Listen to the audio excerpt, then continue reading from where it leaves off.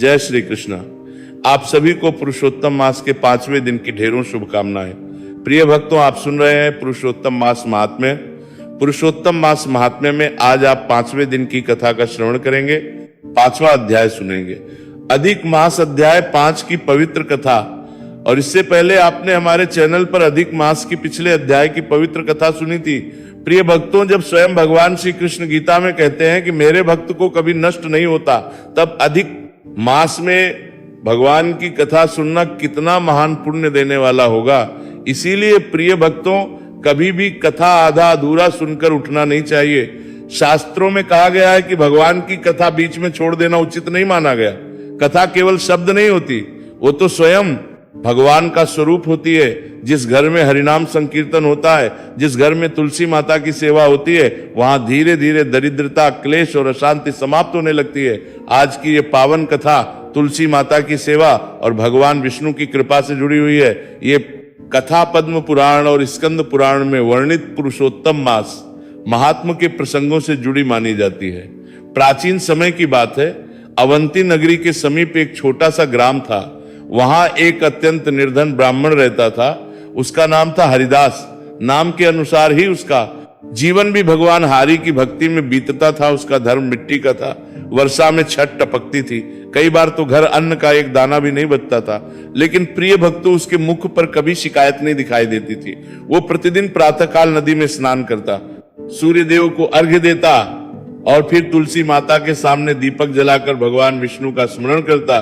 उसकी पत्नी भी अत्यंत पतिव्रता और धार्मिक थी। वो प्रतिदिन तुलसी माता को जल चढ़ाती, आंगन को गोबर से लीपती और पाती, नमो भगवते वासुदेवाय मंत्र का जाप करती। आपकी नमो भगवते वासुदेवाय मंत्र का जाप करती, आंगन को प्रतिदिन तुलसी माता को जल चढ़ा रहे हैं। घर में धन नहीं था, लेकिन भगवान का नाम था। और जहां भगवान का नाम होता है, वहां देर से ही सही कृपा अवश्य आती है। अधिक मास का आरंभ हुआ। पूरे ग्राम में भक्ति का वातावरण बनने लगा। कहीं गीता पाठ हो रहा था, कहीं हरिनाम संकीर्तन, कहीं दीपदान साधु संत अधिक मास की महिमा सुना रहे हैं। एक दिन हरिदास की पत्नी ने कहा, स्वामी, शास्त्रों में कहा गया है कि अधिक मास में तुलसी सेवा करने से भगवान विष्णु अत्यंत प्रसन्न होते हैं, लेकिन हमारे पास तुलसी माता के लिए अच्छा दीपक तक नहीं है। हरिदास मुस्कुराया और बोला, देवी, भगवान को वस्तु नहीं भावना प्रिय होती है। यदि श्रद्धा सच्ची हो तो मिट्टी का दीपक भी स्वर्ण के दीपक के समान हो जाता है। उस दिन दोनों पति पत्नी ने मिलकर आंगन में लगी छोटी सी तुलसी माता की सेवा की। तुलसी के मिट्टी का दीपक जलाया, थोड़ी सी रूखी रोटी भगवान को भोग लगाई और फिर प्रसाद ग्रहण किया। प्रिय भक्तों, जरा विचार कीजिए, आज मनुष्य बड़े बड़े भोग चढ़ाता है, लेकिन उसके भीतर श्रद्धा नहीं होती। और एक ये निर्धन ब्राह्मण था जिसके पास देने के लिए कुछ नहीं था, फिर भी उसका मन पूर्ण भक्ति से भरा हुआ था। उसी ग्राम में एक धनी साहूकार भी रहता था। उसके पास धन था, बड़े बड़े खेत थे, नौकर चाकर थे, लेकिन उसके मन में अहंकार भरा हुआ था। वह भक्ति और साधु संतों का उपहास करता था। एक दिन उसने हरिदास को तुलसी माता के सामने दीपक जलाते देखा तो हंसकर बोला, ब्राह्मण, इस सुखी तुलसी की सेवा करने से क्या मिलेगा? यदि भगवान को प्रसन्न करना इतना आसान होता तो संसार का हर निर्धन मनुष्य धनी बन जाता। हरिदास शांत स्वर में कहा, सेठ जी, भगवान को पाने का मार्ग धन नहीं भक्ति है। तुलसी माता स्वयं श्री हरि को प्रिय है। जो श्रद्धा से उनकी सेवा करता है, उसके जीवन के पाप नष्ट होने लगते हैं। साहूकार फिर हंस पड़ा और वहां से चला गया। लेकिन प्रिय भक्तों, अहंकार मनुष्य को सत्य देखने नहीं देता। यही कारण है कि शास्त्रों उनके बीच संबंधित है। उनकी वारण में बार बार विनम्रता का महत्व बताया गया है। कुछ दिनों बाद मास की एकादशी आई। हरिदास और उसकी पत्नी ने उपवास रखा। पूरे दिन हरिनाम संकीर्तन किया। संध्या समय तुलसी माता के सामने दीपदान किया। रात्रि में जब दोनों भगवान का स्मरण करते हुए सोए, तब हरिदास को एक अद्भुत स्वप्न हुआ। उसने देखा कि आकाश में दिव्य प्रकाश फैल रहा है। उस प्रकाश के मध्य शंख, चक्र, गदा और पद्म धारण किए भगवान श्री हरि प्रकट हुए हैं। उनके चरणों के पास तुलसी माता दिव्य स्वरूप में विराजमान है। भगवान विष्णु स्वर में कहा, वात्स हरिदास, तुम्हारी तुलसी सेवा और अधिक मास की भक्ति से मैं अत्यंत प्रसन्न हूं। जो मनुष्य अधिक मास में श्रद्धा से तुलसी माता की सेवा करता है, उसके घर में धीरे धीरे सुख और शांति का वास होने लगता है। हरिदास की आंखों से आंसू बहने लगे। उसने हाथ जोड़कर कहा, प्रभु, मुझे धन नहीं चाहिए, बस आपके चरणों में भक्ति बनी रहे। भगवान मुस्कुराए और बोले, वात सच्चा। भक्त वही होता है जो केवल भक्त मानता है, लेकिन तुम्हारी निष्ठा व्यर्थ नहीं जाएगी। इतना कहकर भगवान श्री हरि अदृश्य हो गए। प्रातःकाल जब हरिदास की आंख खुली, उसका हृदय आनंद से भर गया। उसने अपनी पत्नी को पूरा स्वप्न सुनाया। दोनों की आंखों से भक्ति के आंसू बहने लगे। उस दिन से हरिदास और भी अधिक श्रद्धा से तुलसी माता की सेवा करने लगा। वो प्रतिदिन तुलसी के पास बैठकर गीता का पाठ करता, गांव के छोटे छोटे बच्चों को भगवान की कथा सुनाता।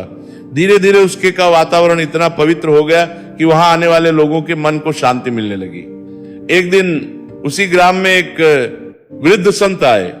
उनका शरीर तपस्या के तेज से चमक रहा था। उन्होंने हरिदास के आंगन में तुलसी माता को देखा और कुछ देर तक शांत भाव से खड़े रहे। फिर उन्होंने कहा, वत्स, तुम्हारे आंगन की तुलसी साधारण नहीं है, यहाँ भगवान की विशेष कृपा होने वाली है। हरिदास विनम्र होकर बोला, गुरुदेव, मैं तो केवल अपनी सामर्थ्य अनुसार सेवा करता हूं। संत ने कहा, यही तो सबसे बड़ा धर्म है।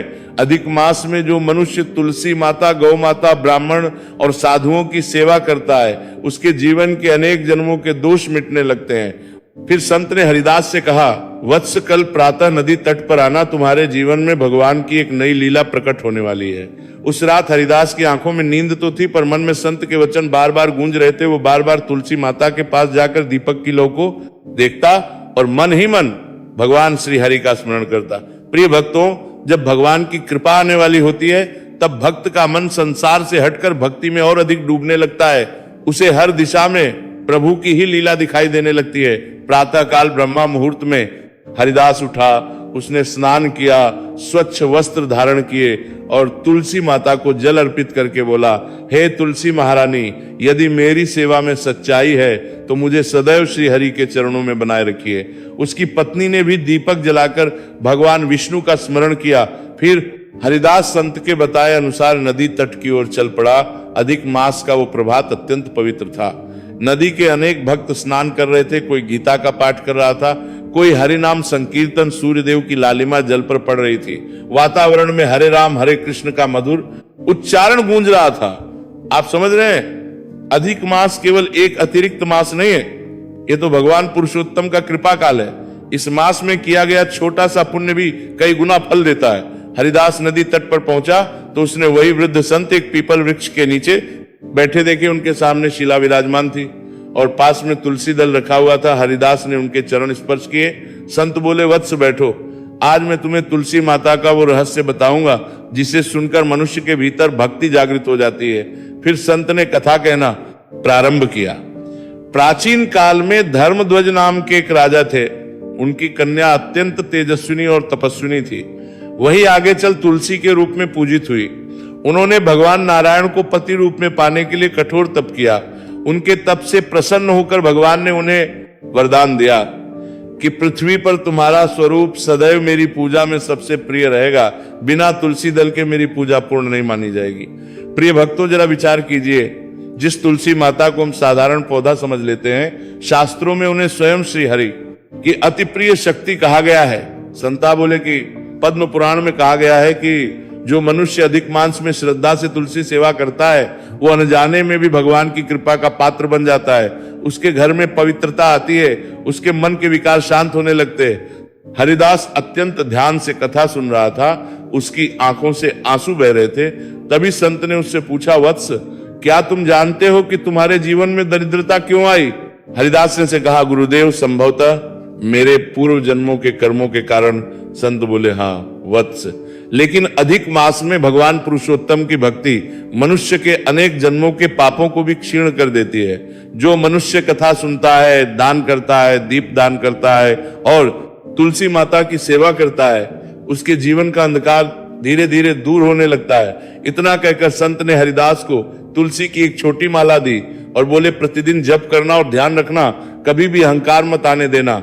हरिदास ने श्रद्धा से वो माला अपने मस्तक से लगाई। उधर वही धनी साहूकार दूर खड़ा ये सब देख रहा था। उसके मन में अभी भी अहंकार था। वो सोच रहा था, ये ब्राह्मण तो दिन रात भक्ति में लगा रहता है, फिर भी निर्धन है, और मेरे पास कितना धन है। लेकिन प्रिय भक्तों, संसार का धन मनुष्य को भीतर से संतुष्ट नहीं, कर सकता। शांति के भगवान की भक्ति से मिलती है।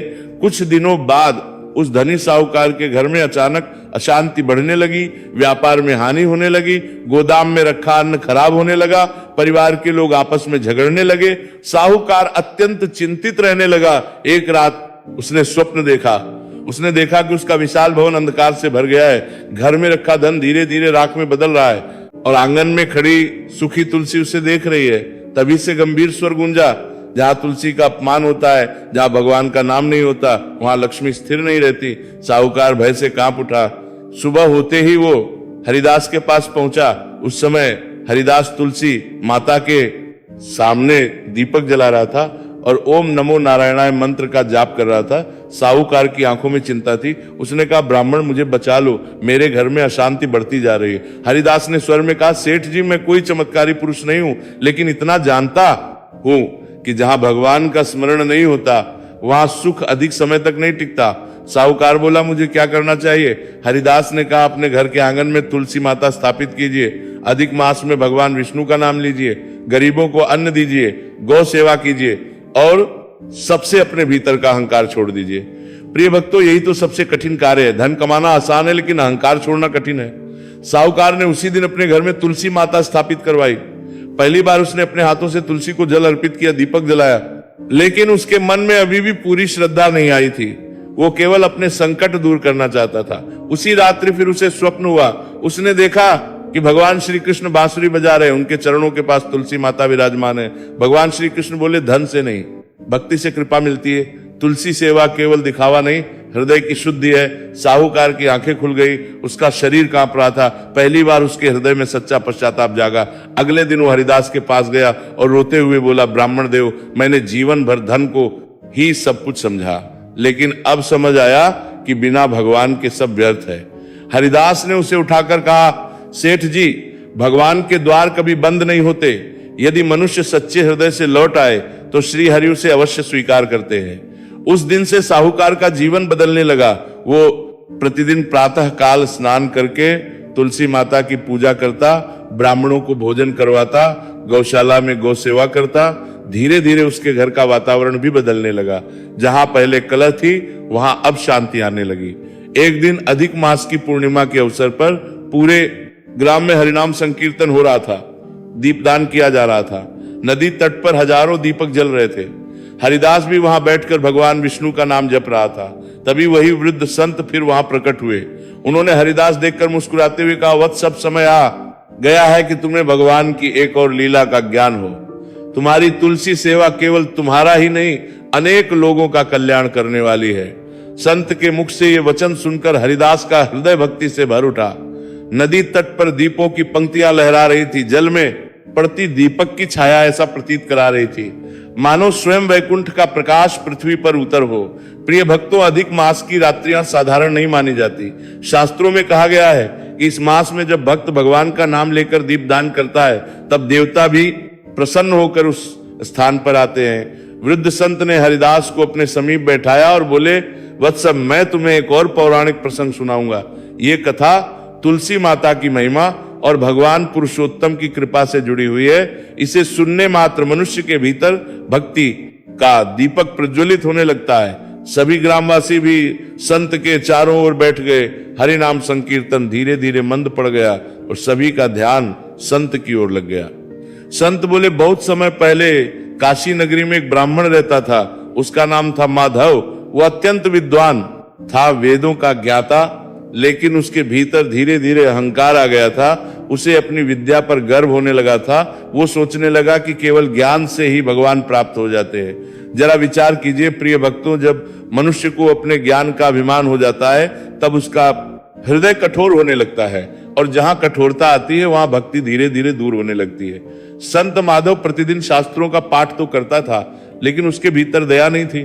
कोई भूखा उसके द्वार पर आता तो उसे टाल देता, कोई साधु सहायता मांगता तो वो उपहास कर देता। उसे लगता था कि केवल पूजा पाठ से ही भगवान प्रसन्न हो जाएंगे।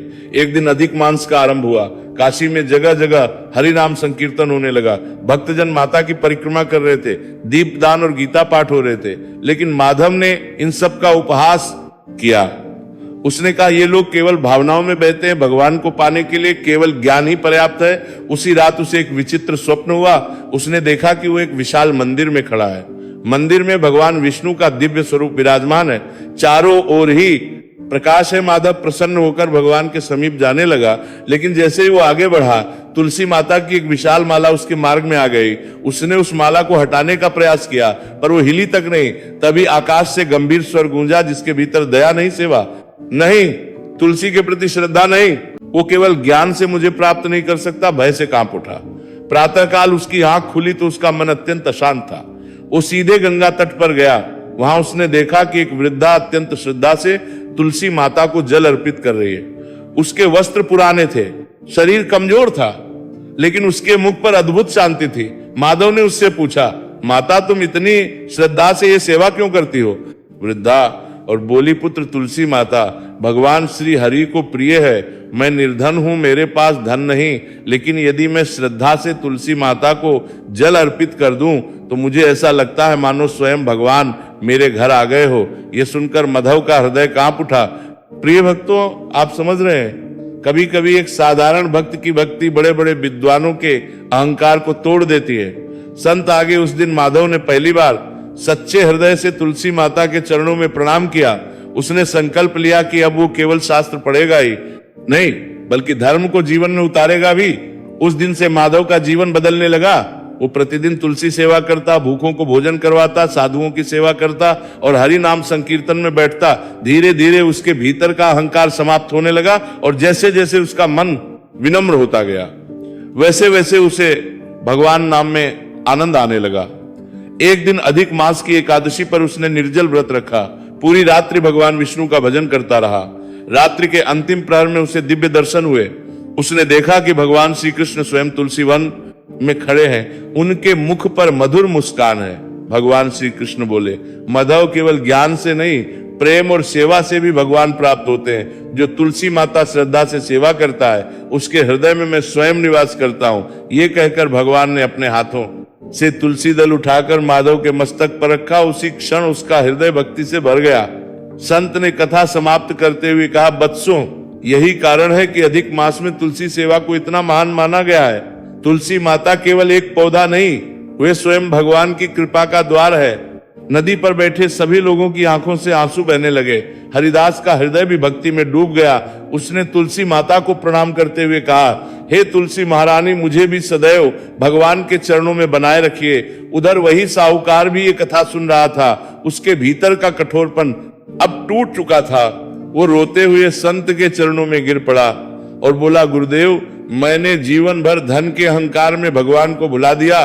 क्या मुझे भी हरि की कृपा मिल सकती है? संत ने उसे उठाया और बोले, यदि सच्चा पश्चाताप हो तो भगवान सबको स्वीकार करते हैं। अधिक मास में किया गया एक सच्चा संकल्प भी मनुष्य का जीवन बदल सकता है। उस दिन के बाद साहूकार ने अपने धन का बड़ा भाग धर्म कार्यों में लगाना आरंभ कर दिया। उसने गौशाला बनवाई, यात्रियों के लिए जल और अन्न की व्यवस्था की, मंदिरों में दीपदान करवाया। लेकिन प्रिय भक्तों, सबसे बड़ा परिवर्तन उसके भीतर आया था। अब उसके मुख पर अहंकार नहीं, विनम्रता दिखाई देती थी। कुछ समय बाद पूरे ग्राम में चर्चा फैल गई कि हरिदास के आंगन की तुलसी माता के पास बैठने मात्र से मन को शांति मिलती है। दूर दूर से लोग वहां आने लगे। कोई अपने दुख लेकर आता, कोई अपने रोगों की पीड़ा लेकर, कोई मानसिक अशांति लेकर। और हरिदास सभी से केवल एक ही बात कहता, भगवान का नाम लो, तुलसी माता की सेवा करो, अधिक मास श्रद्धा रखो, श्री हरि की कृपा अवश्य होगी। एक दिन संध्या समय जब हरिदास तुलसी माता के पास दीपक जला रहा था, तभी उसे लगा मानो आंगन में दिव्य सुगंध फैल रही हो। वातावरण में एक अलौकिक शांति उतर आई। उसने आंखें उठाकर देखा तो तुलसी माता के पास एक दिव्य बालक खड़ा था। उसका स्वरूप इतना तेजस्वी था कि हरिदास की आंखें श्रद्धा से झुक गई। हरिदास विस्मित होकर उस दिव्य बालक को देखने लगा। उसके शरीर से अद्भुत प्रकाश निकल रहा था। मुख पर ऐसी मधुर मुस्कान थी कि उसे देखते ही मन के सारे भय और चिंताएं दूर हो जाए। आंगन में जलता छोटा सा दीपक भी मानो उस दिव्य तेज के सामने फीका पड़ गया। प्रिय भक्तों, जब भक्त का हृदय पूर्ण श्रद्धा से भर जाता है, तब भगवान किसी न किसी रूप में उसकी भक्ति स्वीकार करने अवश्य आते हैं। हरिदास कांपते हुए भूमि पर दंडवत लेट गया और बोला, प्रभु आप है? दिव्य बालक मुस्कुराया। उसके चरणों के पास रखी तुलसी माता की पत्तियां मंद मंद हिलने लगी। वातावरण में शंख ध्वनि जैसी मधुर ध्वनि गूंजने लगी। बालक बोला, वत्स, क्या तुमने मुझे पहचाना नहीं? जहां तुलसी माता की सच्चे हृदय से सेवा होती है, जहां अधिक मास में हरि नाम संकीर्तन होता है, जहां भूखों को अन्न और प्यासों को जल दिया जाता है, वहां मैं स्वयं उपस्थित रहता हूं। इतना सुनते हरिदास की आंखों से अश्रुधारा बह निकली।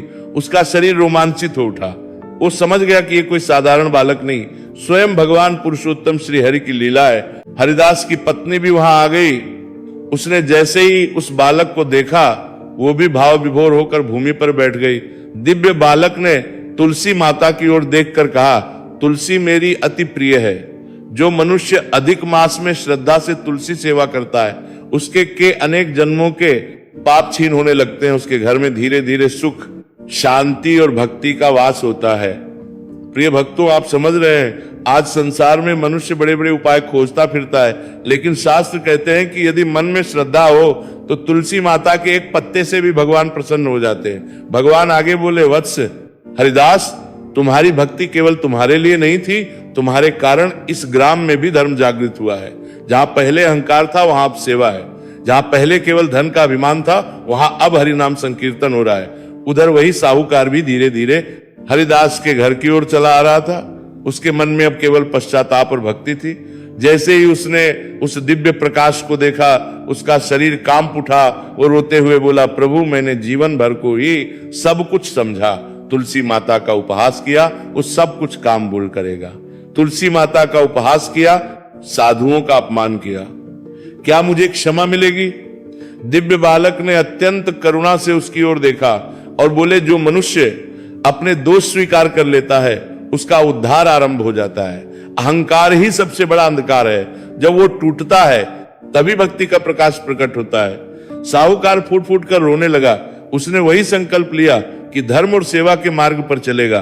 तभी दिव्य बालक ने हरिदास से कहा, वत्स, अब इस ग्राम में प्रतिदिन हरि नाम संकीर्तन कराना, तुलसी माता के पास दीप दान करना, गीता का पाठ करना, जो भी भूखा है उसे अन्न देना, यही अधिक मास का वास्तविक धर्म है।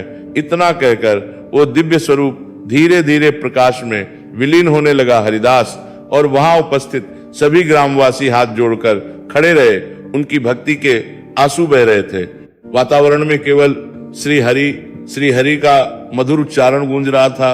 उस दिन के बाद पूरे ग्राम का वातावरण बदल गया। प्रत्येक घर में तुलसी माता की स्थापना होने लगी। संध्या समय दीपदान होने लगा।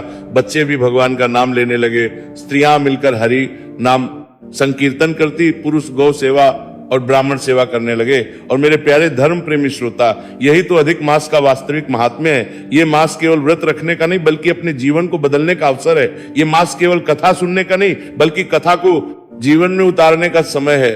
जो मनुष्य अधिक मास में श्रद्धा से भगवान विष्णु का नाम लेता है, तुलसी माता की सेवा करता है, गीता का पाठ करता है, दीप दान करता है, दान पुण्य करता है, उसके जीवन का अंधकार धीरे धीरे समा होने लगता है। स्कंद पुराण में कहा गया है कि अधिक मास में भगवान पुरुषोत्तम की कथा सुनने वाला भक्त अनेक जन्मों के पापों से मुक्त होने लगता है। और पद्मा पुराण में कहा गया है कि तुलसी सेवा से भगवान श्री हरि अत्यंत शीघ्र प्रसन्न होते हैं। जरा विचार कीजिए, जिस घर में सुबह तुलसी माता को जल अर्पित किया जाता है, जहां संध्या समय दीपक जलता है, जहां भगवान का नाम गूंजता है, वहां नकारात्मक अधिक समय तक टिक ही नहीं सकती। हरिदास का जीवन अब पूर्णतः भगवान को समर्पित हो चुका था। उसे धन का अभिमान नहीं था, क्योंकि वो जान चुका था कि सबसे बड़ा धन भगवान की भक्ति है। वही साहूकार जो कभी तुलसी माता का उपहास करता था, अब प्रतिदिन भक्तों के चरण धोकर सेवा करता। वो कहता, धन से नहीं, भगवान की कृपा से जीवन सफल होता है। धीरे धीरे वो ग्राम दूर दूर तक प्रसिद्ध लोग कहते, ये वो स्थान है जहां तुलसी माता की कृपा और भगवान पुरुषोत्तम का आशीर्वाद सदैव बना रहता है। प्रिय भक्तों, इस पावन कथा से हमें यही शिक्षा मिलती है कि धर्म बिना जीवन अधूरा है, भक्ति बिना मन अशांत है, और तुलसी सेवा बिना श्री हरि की पूजा पूर्ण नहीं मानी जाती। यदि जीवन पर वे पूछ की बात भी मैं शांति चाहिए तो भगवान का नाम लीजिए, यदि घर में चाहिए तो तुलसी माता की सेवा कीजिए, यदि पापों से मुक्ति चाहिए तो अधिक मास में श्रद्धा से कथा श्रवण कीजिए। और याद रखिए, भगवान को बड़े भोग नहीं, सच्चा हृदय प्रिय है। तो प्रिय भक्तों, श्रद्धा से जय श्री हरि अवश्य लिखे कथा को अधिक से अधिक लोगों तक पहुंचाए। वीडियो को लाइक करें और चैनल को सब्सक्राइब करें। भगवान पुरुषोत्तम श्री कृष्ण और तुलसी महारानी की कृपा आप सभी पर सदैव बनी रहे। जय श्री कृष्ण।